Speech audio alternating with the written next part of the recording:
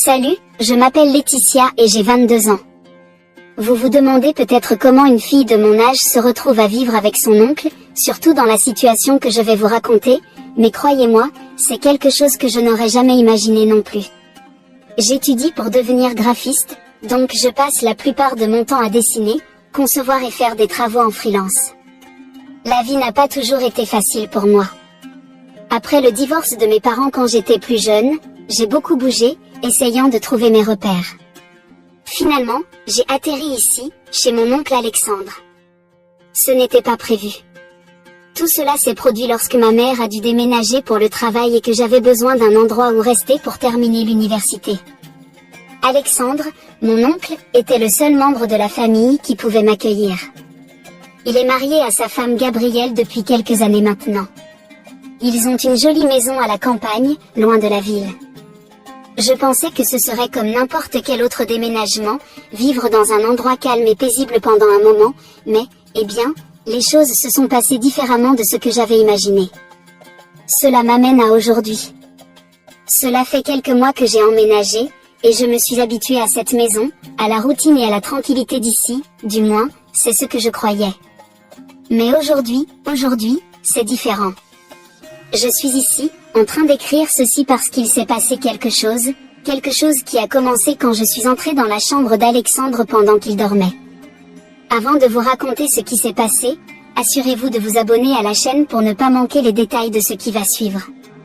Pour commencer, je devrais probablement vous en dire un peu plus sur Alexandre. Mon oncle Alexandre n'est pas comme la plupart des oncles. Il a toujours été plus un mentor pour moi qu'une simple figure familiale. En grandissant, c'est lui qui m'a appris à faire du vélo, à réparer des choses dans la maison et même à m'offrir ma première voiture lorsque j'ai eu 18 ans. Donc, quand ma mère avait besoin de quelqu'un pour m'héberger pendant qu'elle était en déplacement professionnel, il était le choix évident. Ce n'est pas l'oncle amusant qui se montre seulement pour les fêtes. Alexandre est réfléchi, patient et incroyablement gentil. Mais je n'emménageais pas seulement chez lui.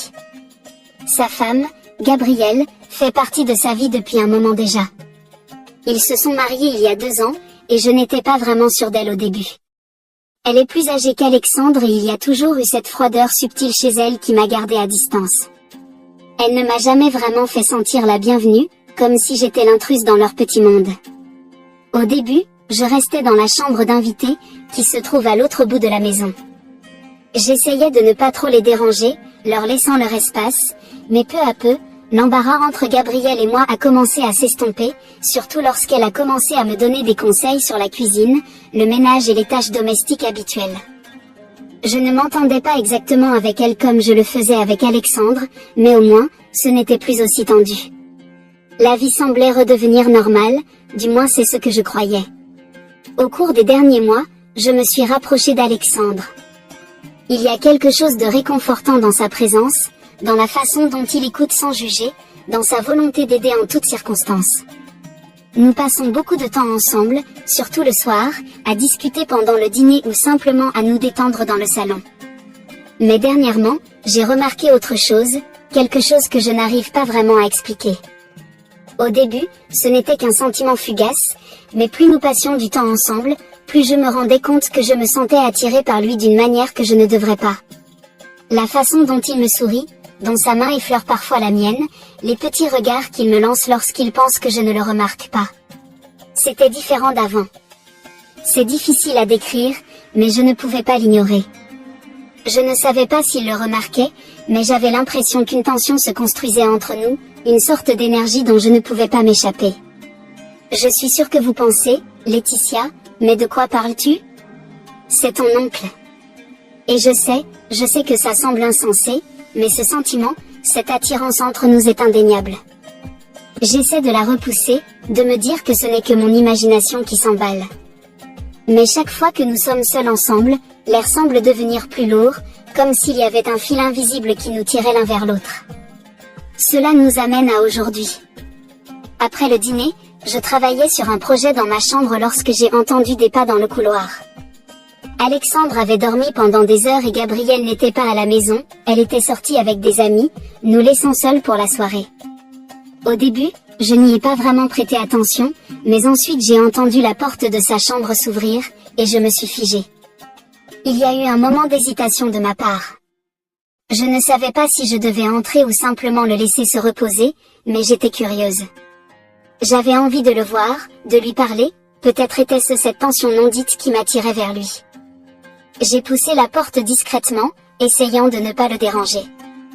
Il était là, allongé, dans sa position habituelle, un bras derrière la tête, le visage détendu dans le sommeil. La douce lumière de la fenêtre projetait des ombres sur ses traits, le rendant paisible, presque intouchable. Je suis restée là pendant quelques instants, le cœur battant. Je pouvais sentir le sang pulser dans mes oreilles, la chaleur monter dans mes joues. Je n'avais jamais ressenti ça auparavant. Je ne savais pas vraiment ce que j'espérais, peut-être simplement le regarder, ou peut-être que je voulais quelque chose de plus. Je ne sais pas combien de temps je suis restée là, mais mes pensées ont été interrompues quand j'ai accidentellement renversé un petit vase posé sur l'étagère près de son lit. Le bruit fit bouger Alexandre. Ses yeux s'ouvrirent lentement, pendant une brève seconde, nos regards se croisèrent. Je pouvais voir la confusion dans ses yeux, mais il y avait aussi autre chose, quelque chose que je n'arrivais pas à définir. Il cligna des yeux plusieurs fois, essayant de me distinguer, puis il laissa échapper un petit rire grave et ensommeillé. « Laetitia, qu'est-ce que tu fais ici ?» demanda-t-il, sa voix encore alourdie par le sommeil. Je sentais mon cœur tambouriner dans ma poitrine tandis que je cherchais une réponse. Je ne voulais pas paraître comme si je fouinais, mais je ne savais pas non plus comment expliquer ma présence. Ma bouche était sèche et les mots me manquaient. Je ne voulais pas te réveiller, balbutiai-je, soudainement embarrassé. Alexandre se redressa lentement, se frottant les yeux. Il me regarda avec un sourire bienveillant, celui qu'il portait toujours quand il faisait preuve de patience avec moi, mais aujourd'hui, il y avait quelque chose de différent dans son regard, quelque chose qui accéléra mon pouls. Il sembla m'observer un instant avant de reprendre la parole, d'un ton plus doux que d'habitude. « Ce n'est rien, dit-il. Tu sais que tu peux toujours venir me parler, Laetitia. Je suis là pour toi. » Je hochai la tête, mais mes pensées étaient en ébullition. Je ne savais pas comment gérer ce que je ressentais à l'intérieur de moi. L'air dans la pièce me semblait lourd, et je sentais ma respiration devenir plus rapide. « Je voulais juste te parler, » murmurai-je presque, à voix basse. Le sourire d'Alexandre s'effaça légèrement, et, l'espace d'un instant, j'ai cru voir une hésitation dans ses yeux, une lueur fugace, mais elle disparut aussitôt. Il tapota l'espace à côté de lui sur le lit, m'invitant à m'asseoir. « Viens, alors. Tu sais que tu peux toujours me parler, » dit-il de nouveau, sa voix douce et rassurante. Je restai immobile un moment, incertaine de ce que je devais faire, mais quelque chose en moi me poussait vers lui, et avant même que je ne puisse réfléchir, je m'approchai et m'assis à ses côtés. La tension entre nous était palpable, plus intense que jamais. Je pouvais sentir la chaleur de son corps tout près du mien, et le léger parfum de sa colonne emplissait l'air. Nous étions si proches que j'entendais sa respiration, que je sentais la montée et la descente de sa poitrine à chaque souffle. Mon cœur battait à tout rompre. Puis, comme au ralenti, je levai les yeux vers lui, nos visages si proches maintenant que je pouvais ressentir sa chaleur. Son regard était doux, presque incertain, mais il y avait aussi autre chose, quelque chose qui fit frissonner ma peau. « Laetitia, ça va ?» demanda-t-il, d'une voix basse. Avant que je ne puisse répondre, mes lèvres s'entr'ouvrirent, et sans même y réfléchir, je me rapprochai de lui. Je pouvais sentir le sang me monter au visage, et les battements de mon cœur résonnaient dans mes oreilles. Que faisais-je? Qu'est-ce qui était en train de se passer entre nous? Je ne pouvais pas l'expliquer, mais tout semblait si intense, si écrasant, comme si l'air autour de nous était chargé d'une force invisible. Alexandre ne recula pas, son regard sondait le mien avec une intensité silencieuse qui reflétait le tumulte en moi. Il ne disait rien de plus, mais je pouvais sentir son souffle, rapide, tout comme le mien. La pièce semblait s'échauffer, et le silence entre nous était lourd de mots non dits. Mes pensées étaient embrouillées, et tout avait mené à cet instant imprévisible, inexplicable. Je ne pouvais plus me retenir. Lentement, je me penchai, mes lèvres frémissant alors qu'elles effleuraient les siennes. C'était timide au début, une question, une hésitation, Mais alors que ses lèvres répondaient, douces et légères contre les miennes, quelque chose se déverrouilla en moi. Mon esprit me criait de m'éloigner, mais mon corps refusait de se détacher. J'avais besoin de ce moment, je le voulais. Je ne pouvais plus le nier. La main d'Alexandre, chaude et rassurante, trouva doucement le chemin de ma joue, m'attirant encore plus près, tandis que son autre main se posait sur le lit à côté de lui, ses doigts frôlant ma peau. Je sentais la chaleur de son contact, la manière dont sa paume brûlait ma peau. Le baiser s'intensifia, et je ne savais plus où ses lèvres finissaient et où commençaient les miennes. Tout ce qui existait en dehors de cette pièce s'était effacé. C'était juste nous, enchevêtrés dans cette connexion indéniable. Mon esprit tourbillonnait, rempli de confusion, de culpabilité, mais aussi d'un sentiment profond de justesse. Que faisions-nous? Pourquoi cela semblait-il si nécessaire? Il n'y avait pas de mots pour l'expliquer, aucune logique pour justifier l'intensité des émotions qui me traversaient. Il mit fin au baiser un instant, posant son front doucement contre le mien. Nos respirations étaient lourdes, chaque inspiration tremblante, chaque expiration lente et mesurée. Je pouvais sentir son pouls battre contre ma peau, en écho avec le rythme erratique de mon propre cœur. « Laetitia » murmura-t-il, sa voix douce et empreinte d'une émotion contenue.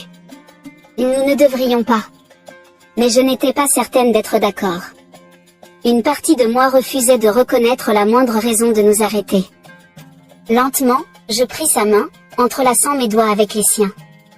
Il ne se dégagea pas, ses doigts se refermant autour des miens, comme s'ils s'accrochaient autant à moi que moi à lui.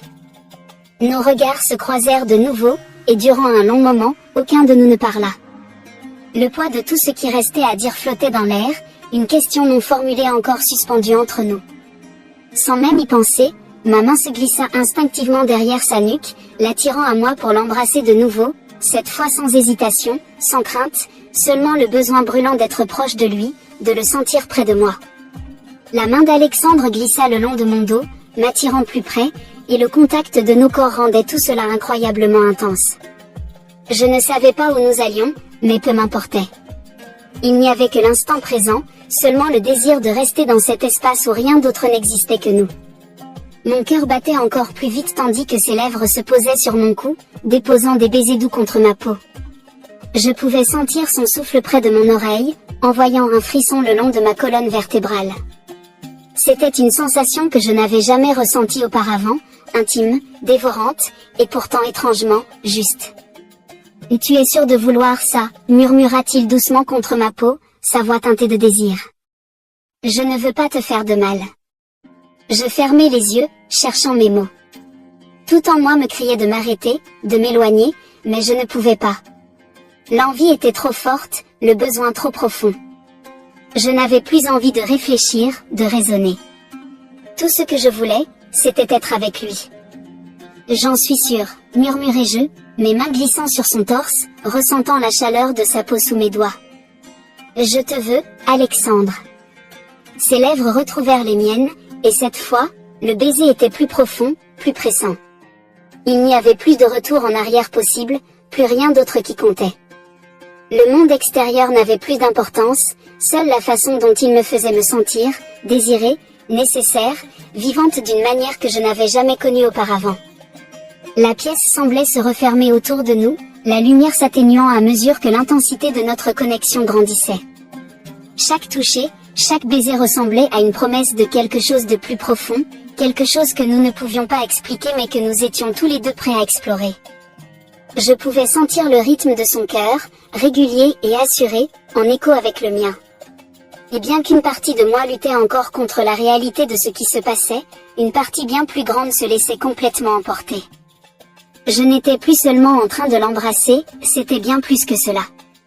C'était une connexion que je ne pouvais pas décrire, un lien qui allait au-delà des mots, au-delà des explications.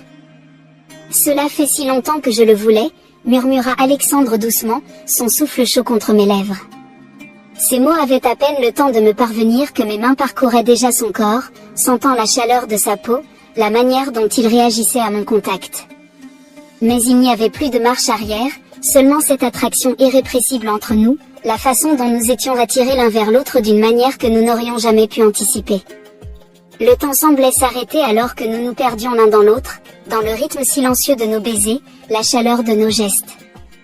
Pour la première fois, tout semblait juste, dans le calme immobile de la pièce, nous n'étions plus oncle et nièce, mais simplement deux personnes liées par quelque chose de plus profond, de bien plus intense que tout ce que j'avais pu connaître jusque-là.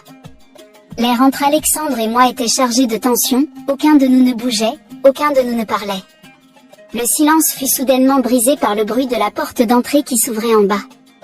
Nous nous figeons instantanément, mon cœur s'emballant tandis que je me reculais rapidement d'Alexandre, la panique me submergeant.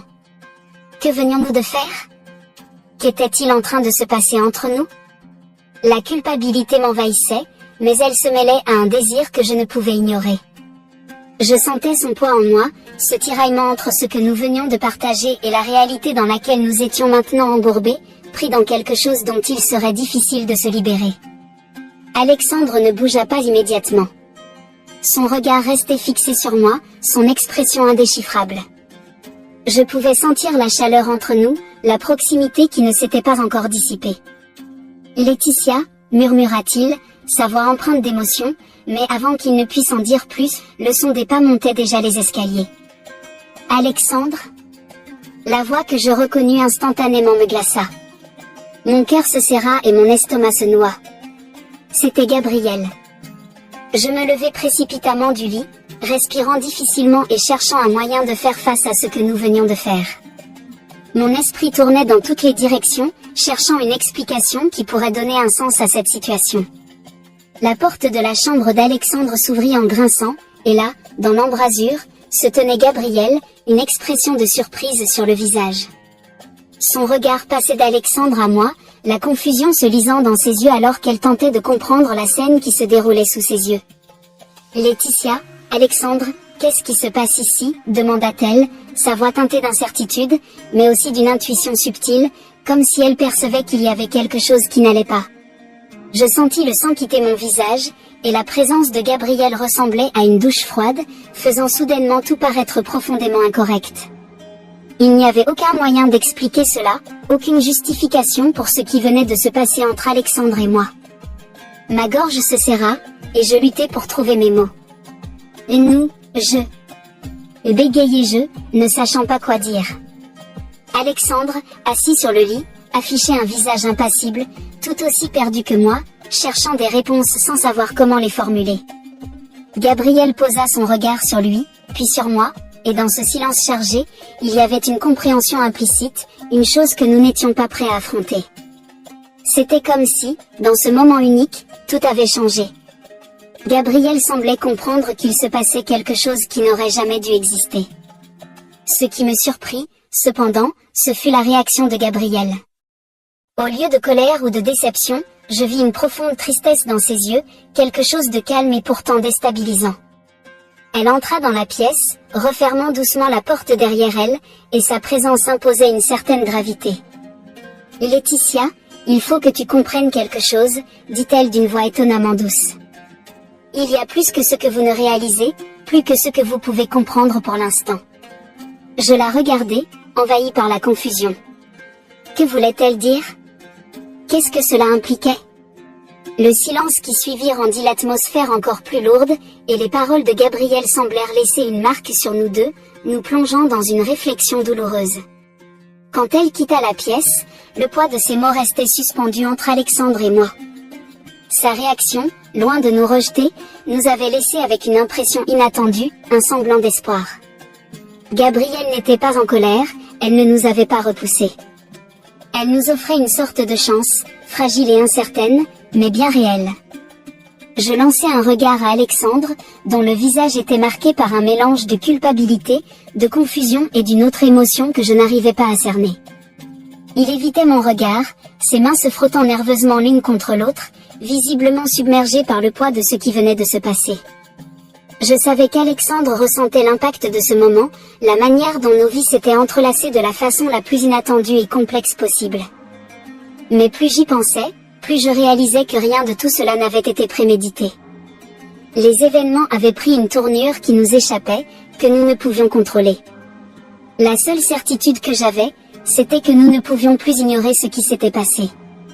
Nous ne pouvions pas prétendre que rien n'avait eu lieu. Gabriel avait raison sur un point, ses sentiments, cette confusion, devaient être affrontés, examinés, pour que nous puissions comprendre. Alexandre, murmurai-je, la voix tremblante. Que devons-nous faire maintenant? Il leva les yeux vers moi, son regard rempli d'un tourbillon d'émotions. Je ne sais pas, Laetitia. Je ne sais pas ce que je devrais ressentir, ni ce que je devrais penser. Je ne sais pas si je dois être en colère, honteux, ou si j'ai le droit de ressentir quoi que ce soit. Sa voix se brisait sous le poids de la vulnérabilité, et j'entendais la lutte interne qui se jouait en lui. Il était partagé entre cette connexion profonde que nous avions partagée et la loyauté envers Gabrielle, sa femme, ma tante. Ce n'était pas une situation qui se résoudrait en une seule conversation, ce n'était pas si simple. Je pris une profonde inspiration et m'avançai vers lui, réduisant la distance entre nous, hésitante mais déterminée. J'avais envie de le prendre dans mes bras, de le réconforter, mais je ne savais pas si c'était la bonne chose à faire. Je ne pense pas que nous allons tout résoudre maintenant, dis-je doucement. Mais je crois que nous devons être honnêtes l'un envers l'autre.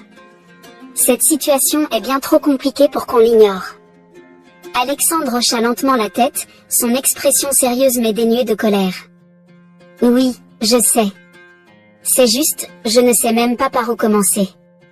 Je fis un pas de plus vers lui, mon cœur battant la chamade, mais ma voix restait ferme. On commence en admettant ce qui s'est passé, ce que nous avons ressenti, et ce que nous ressentons encore. Ensuite, on pourra voir où cela nous mène. Il hocha de nouveau la tête, son visage s'adoucissant légèrement. Ça ne va pas être facile, Laetitia. Mais je veux comprendre. Je veux comprendre ce qui se passe entre nous. Je pris sa main, et ce contact, à la fois réconfortant et chargé d'émotions, semblait contenir tout ce que nous n'osions pas encore dire. Je n'ai pas toutes les réponses, Alexandre. Je ne sais pas ce qui nous attend, mais je ne veux plus fuir. Pas cette fois. Nous restâmes un moment dans le silence, chacun perdu dans ses pensées, tentant de démêler la complexité de la situation. Il n'y avait pas de chemin clair devant nous, pas de solution évidente, mais les mots de Gabrielle nous avaient laissé un semblant de corde de secours. Elle nous avait offert la liberté d'affronter cette situation ensemble, d'affronter cet enchevêtrement de sentiments qui nous avait pris au piège. Je regardais de nouveau Alexandre, nos regards se croisant, et dans ce moment précis, je sus que quoi qu'il arrive ensuite, nous allions aborder cela avec sincérité. Il n'y avait pas de réponse parfaite, pas de solution simple, mais il y avait peut-être une chance de guérison, une chance de compréhension, et peut-être, juste peut-être, quelque chose de plus. Je m'appuyai en arrière, mon esprit bouillonnant de possibilités, et une pensée me traversa l'esprit, Gabrielle. Ce qu'elle avait dit, sa manière calme et bienveillante, avait ouvert une porte que je n'avais jamais envisagée. Elle ne nous avait ni rejetés ni condamnés. Au lieu de cela, elle nous avait offert l'espace de respirer, de travailler à travers les complexités de ce qui s'était passé. Mais qu'allait-il se passer ensuite?